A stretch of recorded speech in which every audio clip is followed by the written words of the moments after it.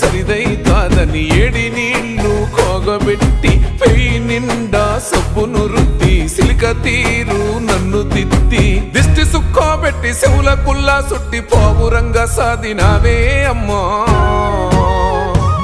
మాకు జ్వరాలొస్తే నీ నరాలిక్కుతాయే తల్లి మేము తింటే నీ కడుపెట్లా నిండుతదే అమ్మా